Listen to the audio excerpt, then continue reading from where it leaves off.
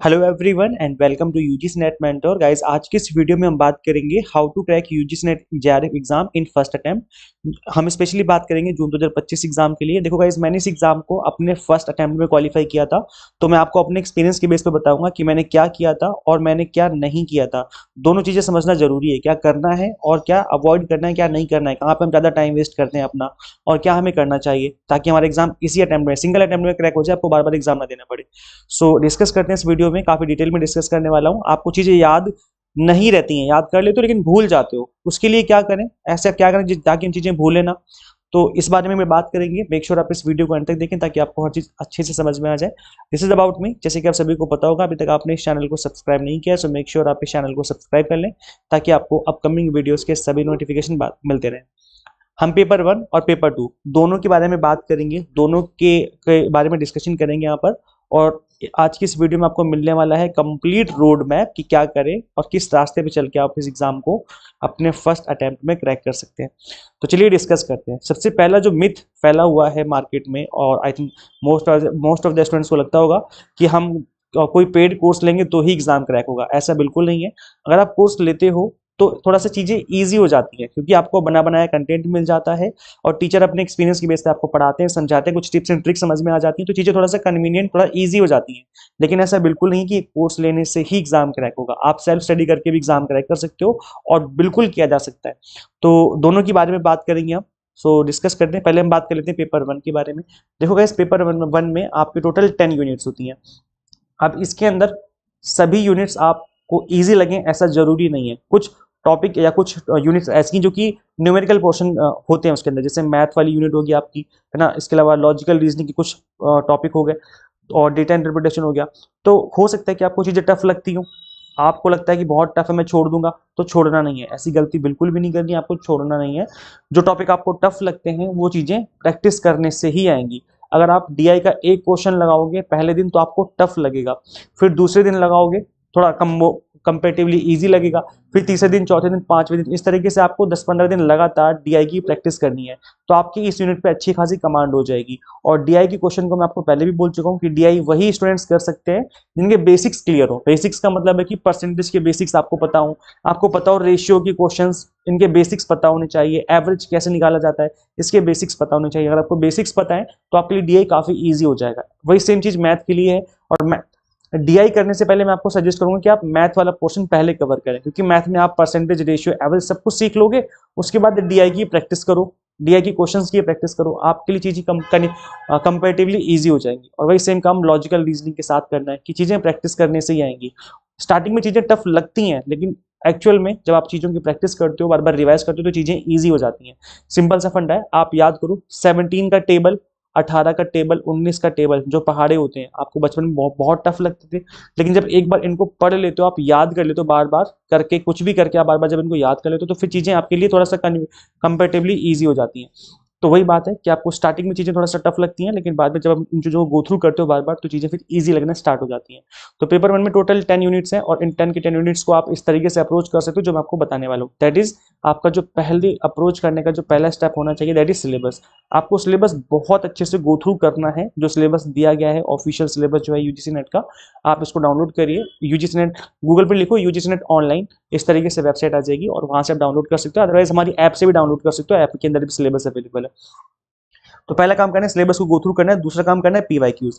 आप पीवाईक्यूज लगाइए। अभी जो रिसेंट एग्जाम हुआ है, दिसंबर का जो एग्जाम हुआ, दिसंबर 2024 वाला एग्जाम जो कि जनवरी में हुआ था, इसके पीवाईक्यूज देखो। और ये जो क्वेश्चन पेपर है दिसंबर 2024 वाले एग्जाम का, पेपर 1 का और कॉमर्स का मैंने अवेलेबल करवा दिया है हमारी ऐप में, तो आप पेपर 1 डाउनलोड कर सकते हो वहां से। और इनफैक्ट जो कॉमर्स वाला पेपर है ना, वो उसी के अंदर ही आपको पेपर 1 भी मिल जाएगा, तो आप वहां से डाउनलोड कर सकते हो। और इनफैक्ट ना सिर्फ दिसंबर 2024 बल्कि 2023 का प्रीवियस ईयर पेपर, 2022 का, 2021 का, 19 का, इस तरीके से जितने भी पीवाईक्यूज हैं आप पीडीएफ फॉर्मेट में मैंने अवेलेबल करवा दिए हैं हमारी ऐप में। आप फ्री में इनको डाउनलोड कर सकते हो। मैं आपको समझाऊंगा अभी वीडियो में आगे किस तरीके से आपको डाउनलोड करना है।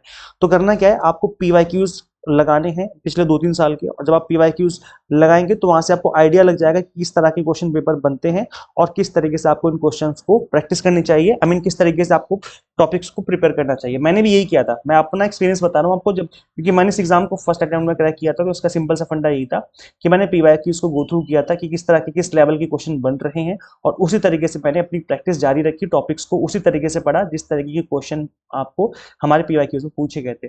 तो पीवाईक्यूज आपको लगाने हैं, और पीवाईक्यूज ऐसे नहीं लगाने कि बस क्वेश्चन पढ़ लिया, उसका आंसर देख लिया, बस बात खत्म। नहीं, ऐसा नहीं करना, आपको विद एक्सप्लेनेशन करना है, चीजों को समझना है। क्वेश्चन का आंसर समझ लिया क्या है, उसके बाद उसका एक्सप्लेनेशन समझना है कि इसका आंसर ये क्यों है।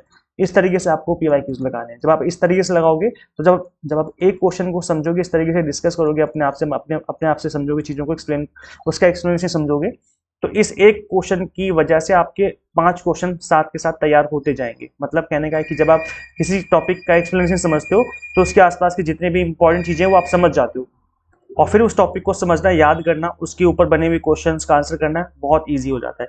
तो इस तरीके से आपको पेपर 1 को अप्रोच करना है, और उसके बाद जब आप पीवाईक्यूज इस तरीके से लगा ले 2-3 साल के, उसके बाद फिर आपको थ्योरी पार्ट कवर करनी है, थ्योरी करनी है, और थ्योरी जब आप समझ लेंगे तो फिर चीजें आपके लिए बहुत ईजी हो जाएगी। तो इस तरीके से आपको करना है, और अभी से करना है, क्योंकि टाइम सिलेबस काफी ज्यादा होता है, काफी लंबा सिलेबस होता है, तो अभी से पढ़ना जरूरी है आपके लिए। अगर आप वेट कर रहे हो कि मैं 5 दिन बाद, 10 दिन बाद, 1 महीने बाद पढ़ना चालू करूंगा, तो आप बहुत गलत कर रहे हो। ये आपकी अप्रोच नहीं होनी चाहिए, फिर एग्जाम क्रैक करना बहुत मुश्किल हो जाएगा। अगर एग्जाम फर्स्ट अटेम्प्ट में क्रैक करना चाहते हो तो आपको अभी से, आज से ही पढ़ना, ये काम करना चालू करना पड़ेगा। तो पेपर 1 में आपको इस तरीके से करना है। पेपर 2 की अगर हम बात करें तो पेपर 2 देखो, जो आपका पीजी सब्जेक्ट, जो जिस भी सब्जेक्ट में आपने पीजी करी है वही होगा पेपर 2, है ना। तो आपके पास ऑलरेडी बुक्स वगैरह होंगी। अगर आपके पास बुक्स हैं तो उन बुक्स का यूज करते हुए आपको स्पीड से, इस स्पीड से क्विक मोड में आपको गो थ्रू करना है कंप्लीट कंटेंट। आप सारी बुक्स निकाल लो अपने सेल्फ से और उनकी एक लिस्ट बना लो कि ये सिलेबस में मेंशन है। पेपर 2 में भी आपको पहले सिलेबस देखना है कि सिलेबस में क्या गिवन है, और उन बुक्स को फिर बहुत स्पीड से सिलेबस के अकॉर्डिंग आगे बढ़ते जाओ, आगे बढ़ते जाओ, और क्विकली कवर करना है। मतलब ये मान के चलो 15 से 20 दिन, 1 महीने के अंदर अंदर, 1 मंथ मान के चलो, 1 मंथ के अंदर आपको इस कंप्लीट सिलेबस को गो थ्रू कर लेना है। अब बोलोगे सर 1 महीने में कैसे हो जाएगा, ये तो बहुत ज्यादा बुक्स हैं। तो रटना नहीं है, एक एक चैप्टर आपको बहुत डिटेल में नहीं पढ़ना, पढ़ते जाओ आगे बढ़ते जाओ, पढ़ते जाओ आगे बढ़ते जाओ। ऐसा क्यों बोल रहा हूं मैं, क्योंकि पेपर 2 आपने ग्रेजुएशन में भी पढ़ा है, आपने पोस्ट ग्रेजुएशन में पढ़ा है, इनफैक्ट आपने 11th-12th में भी इन चीजों को पढ़ा होगा। तो जब आप इन चीजों को पढ़ रहे होगी, इसका मतलब आप ऑलरेडी रिवीजन कर रहे हो, आपने ऑलरेडी पढ़ा हुआ है, बस रिवीजन ही तो कर रहे हो। तो पढ़ते जाओ आगे बढ़ते जाओ। इस तरीके से आप इस थ्योरी को, पेपर 2 की थ्योरी को स्पीड से कवर करिए, क्योंकि मैंने देखा है कुछ क्वेश्चंस बहुत इजी होते हैं, और अगर आप चीजों को गो थ्रू करते हो पेपर 2 के लिए, जो आपके सब्जेक्ट की बुक्स हैं, तो केवल अगर आप गो थ्रू कर लोगे तो भी आप इजीली आंसर कर पाओगे। तो कुछ क्वेश्चंस बहुत इजी होते हैं, आप इजीली बना लोगे। इसके अलावा फिर आपको पीवाईक्यूज की प्रैक्टिस करनी है। आप एक बार सारी बुक्स को गो थ्रू कर लिया, उसके बाद आप पीवाईक्यूज की प्रैक्टिस करिए। वही सेम काम करना है, पीवाईक्यूज की क्वेश्चंस के साथ उसका आंसर देखना है, उसके बाद उसका एक्सप्लेनेशन भी समझना है। ये काम कर लोगे गाइज, मैं आपको गारंटी देता हूँ कि आपका एग्जाम फर्स्ट अटेम्प्ट में क्रैक हो जाएगा। तो ये काम आपको करने इस बचे हुए टाइम में, पेपर 1 को इस तरीके से करना है, और पेपर 2 को भी आपको इसी अप्रोच के साथ करना है, और थोड़ा स्पीड से करिए। स्पीड से करोगे तो चीजें आपको ईजी लगेंगी। अगर आप 10 दिन में 1 यूनिट खत्म कर रहे हो तो फिर आपको लगेगा कि बहुत मुश्किल है, मुझसे नहीं होगा। 2 से 3 दिन में आपको 1 यूनिट खत्म करनी है और आगे बढ़ना है। 1 यूनिट खत्म करनी है, आगे बढ़ना है, इस तरीके से करना है।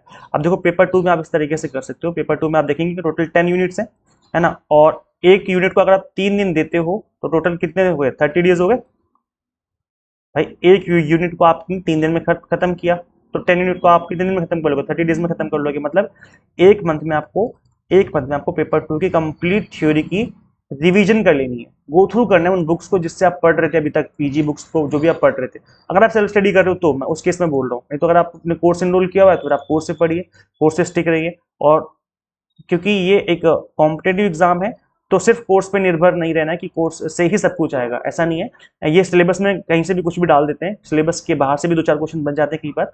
तो इसलिए आप पढ़ते जाओ, आपने खुद की बुक्स भी पढ़नी है, पीजी की बुक्स को भी गो थ्रू करते रहना है। कोर्स इंटरोल कर रखा है तो कोर्स भी पढ़ते जाओ, प्लस पीवाईक्यूज की प्रैक्टिस तो करनी ही करनी है, ये मस्ट है, ये काम करना ही करना है। मतलब कहीं से भी कुछ भी आ रहा है तो बस आने दो, पढ़ते जाओ, आगे बढ़ते जाओ, इस तरीके से करना है आपको। ये गाइस आपका रोड मैप होना चाहिए। अब मैं आपको बता दूं पीवाईक्यूज आप कहाँ से डाउनलोड कर सकते हो। कट ऑफ काफी हाई गई थी 2024 वाले एग्जाम की, तो उसके अकॉर्डिंग अब आपको ज्यादा मेहनत करने की जरूरत है, क्योंकि थोड़ा सा कंपटीशन बढ़ गया है।